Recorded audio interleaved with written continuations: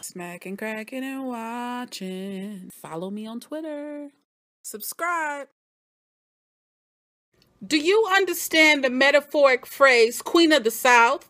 It's explaining how they are killing Thursday nights on USA. Let's get to it. Queen of the South, Season 2, Episode 8. This episode is called I Know What It Means. I can't say it, but I know what it means. Guess what? Come closer. They're talking about a task that is dang near impossible. Well, first of all, they got a legend in this episode. Shouts out to MC Lyte. Feliz cumpleaños, la jefa. Y'all could be Team James. Y'all could be Team Giro. But guess what? I'm all about Pote. I'm Team Pote. Pote and Van Auken are competing for Camilla's love. They're both giving presents, very nice gifts. The crew is headed to the city. They're headed to the city to move that work for El Santo. Look, James, with all this back talking to Camilla, I really don't know how to feel about this because once she gets wind of you feeling a certain way, ain't gonna be good, buddy. But Camilla just has zero chill. What does she do? She turns, looks at Giro. Can you handle it? Give us luxury design so we can live through you, Camilla. Come on now. Everything around Camilla is gorgeous, but she's so cold. She's brutal, but she's surrounded by everything that's gorgeous, right? She was shady. She said, Camilla was so shady and dirty. She said, everyone but Giro is coming on back home. James is playing cards with MC Lyte as a L-Y. They playing cards. I'm like, what y'all got going? Spades? What y'all playing? Gin Rummy? If y'all ain't playing Gin Rummy or Spades or Uno, I can't play. I'm a lame. Lyte, James, and Captain Kangaroo. Did y'all happen to peep MC Lyte's fashion? She was giving y'all Harvey Two-Face, black, white, you split fashion for her split personality, aka the Professor. Ooh, what a name. Next episode, hopefully we find out more about this professor. Interesting. Come on with it, MC Lyte. Captain Kangaroo is snorting up a monstrous amount of cocaine into his bloodstream, and he is high as a kite, okay? His heart racing. He about to lose the card game. He don't know what's going on. He loses, actually. He did lose. James won. He came with a duffel bag. Got my money. Get up out of here. Captain Kangaroo said, look here. Let me get 30 racks worth of that. Meanwhile, Lyte is lurking, and I said, uh-oh. So then we see this guy, and he's like, what are you having? To Teresa. Something you can't handle. I'm not here for trouble. I'm here to make a deal. Learning from your mentor, Camilla.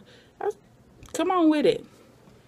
You're going to get there one day. You're going to get there soon. The crazy thing was the bartender. The bartender was so on point that he knew what to do. He had... what bartender just got the bars you go to? Have you seen the guy just pull out Clorox, a gallon of it, and start help mixing? I mean, this is obviously some type of special club. This is a special bartender. Maybe he's one of those that, you're not even supposed to call them bartenders, right? You're supposed to call them mixologists. He is a mixologist, all right. MC Lyte went to the restroom, and all we see was in blue snakeskin shoes, looking like, baby, I got the... Giving all kinds of James Brown realness in that restroom. Lyte took the work from Captain. Low-key, did y'all peep how many times we saw that snow globe? And did y'all understand what it meant, the dream? It meant the dream being together, a fantasy. And then when the door was opened by MC Lyte and all of those hitters, snow globe crashed onto the coffee table, broke everywhere, saying that the dream is no more and it's always going to be interrupted and it's just not a possibility for it to happen. Oh, look, Agent, Hot Daddy, and Colonel. I don't know. I don't feel good about this. I don't like it. Me personally, I don't like it. Obviously, it wasn't going to work because Colonel has my way or the highway. My way, get out my country. And he cray. He will barbecue you, Agent Hot Daddy. You will not be hot for too much longer. He will get you. Watch him. If he's got some of that Goya seasoning, that one, because it's a red one and then it's the green one. If he put that little green seasoning around you at all, just know you about to be a taco. I was all for when Teresa had to tell the guys, this is my life. My life is on the line, not yours. Come on, Teresa. Pote is bae, and y'all better believe it that he is. If you think he's not, you are a fool. Let me tell you about Pote. Pote, first of all, he looked like he smelled good. Pote ain't afraid of nothing. First of all, he keep 2 pistols in the back just in case. And he don't Pote doesn't need that extra 3 seconds it takes to keep those top 3 buttons buttoned. He doesn't need to, okay? He just slicks it back, stops at, right here with the buttons. He don't got to keep going. He tucks his shirt in all the time. Always got a belt. Real men keep a belt. And he's got his cowboy boots on. And he's about that life. What you're not going to do is play him. I'm down with Pote. Y'all could be team homeboy. Team the other homeboy. James and Giro. Y'all could be Kiki and Isabella for all I care. But I'm team Pote. And I'm going to be that way forever. James is usually strong, boisterous. This episode, he almost felt like he was backed in the corner a little bit. Like he just almost tired, giving up. I don't know. But he's sick of Camilla playing him.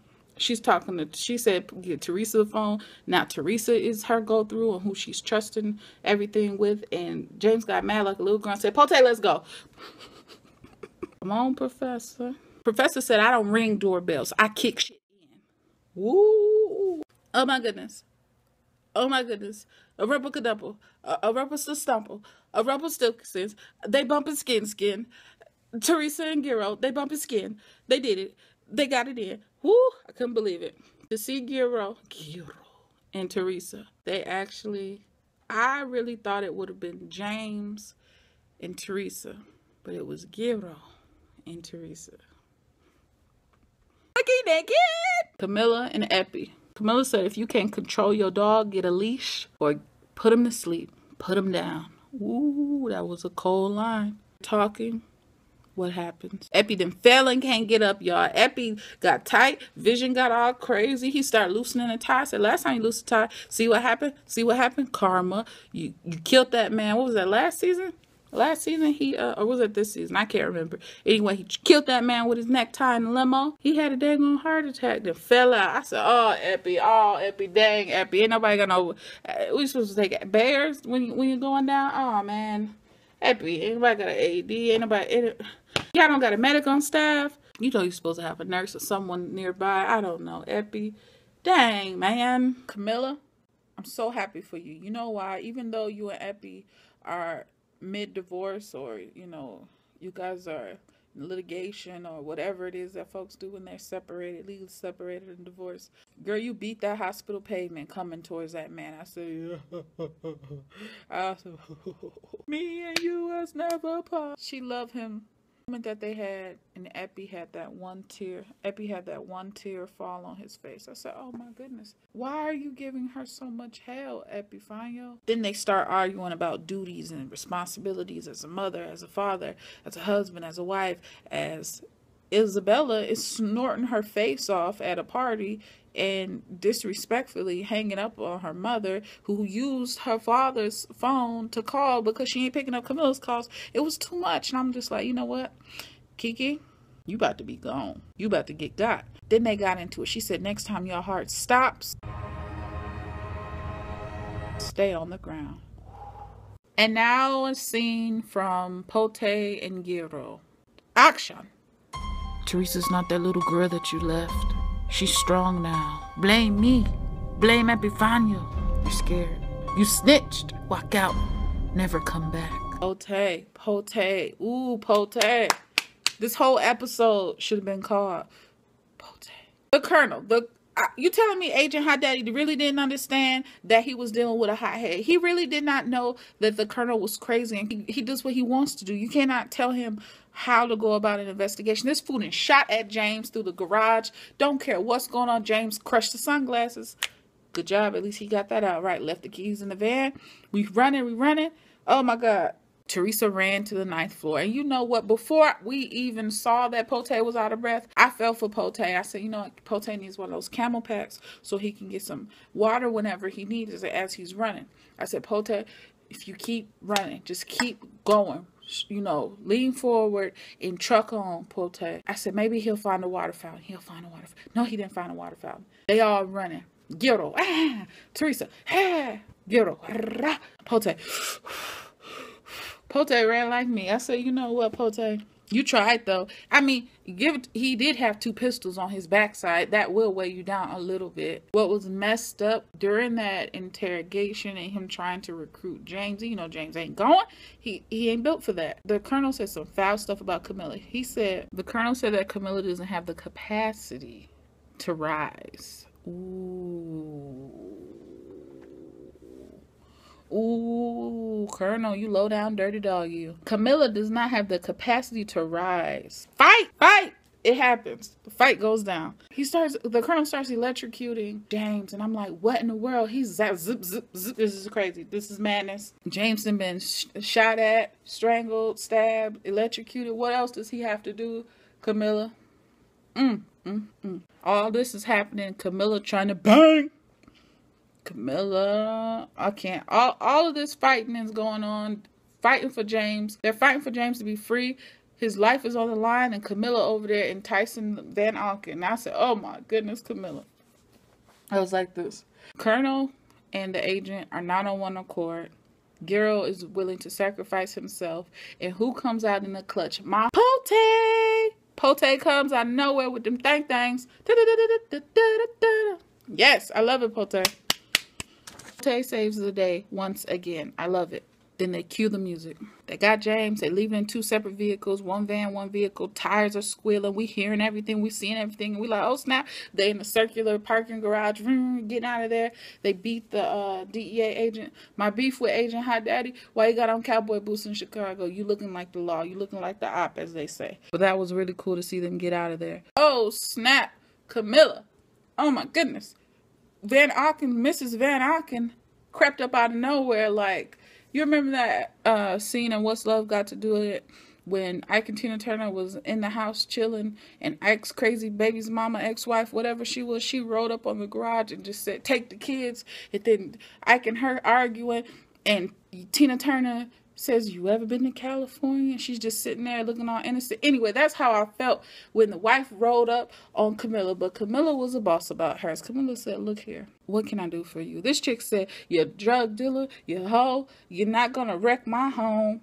You're not going to wreck where I lay my head. Are you messing around with my husband? Camilla, I can't deal. I can't. Camilla said, now excuse me. I'm sorry for this misunderstanding. Mrs. Van Auken, you got to realize game, girl. Now you're going to be a woman scorned, and you're going to go run to them feds and tell on everybody. Tell, and set everything up, and you don't even understand that you're messing yourself up in the end. You stupid. Usually with this show, we get to see 2 vehicles meeting, and they exchange an item or information. This episode, they stepped up their game times 2,000. We see 2 jets, 2 planes meeting. And that was dope because Camilla had just got her back. Camilla was busy. And, you know, hopefully there was a shower on that plane, or she had time to. Anywho, so the planes meet up. We see Jamie Hector again. And we know, like I said, Professor's working for Jamie. This episode was pretty crazy. That was pretty cool. But the one that got us all here right now, the scene we basically been waiting for. Cue the music.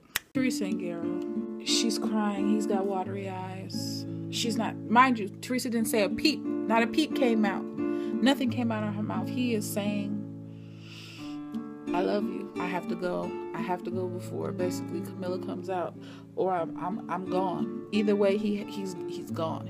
Either way, he's a ghost. And to see her emotions go, it put me back in that set it off state where Jada made the phone call with Jada Pinkett made the phone call to Blair Underwood, but she couldn't say anything and she was about to cry and holding it in, but he knew.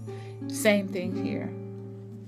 My question for y'all is, where did Gero go? I'm gonna leave it at that. This is a pretty long video and it's late. Y'all drop y'all comments and questions below if I missed something. Either way, this episode was pretty dope and I had time to put my poster out. I'm so sleepy. Y'all take care. If y'all just watching, make sure you subscribe. If y'all subscribed, click on another video and just watch it. Let's get these numbers up. Let's get 1 million subscribers, guys. Y'all heard the youngin'. Let's get 1 million subscribers, guys. Until next time, y'all be safe. Take care of your loved ones.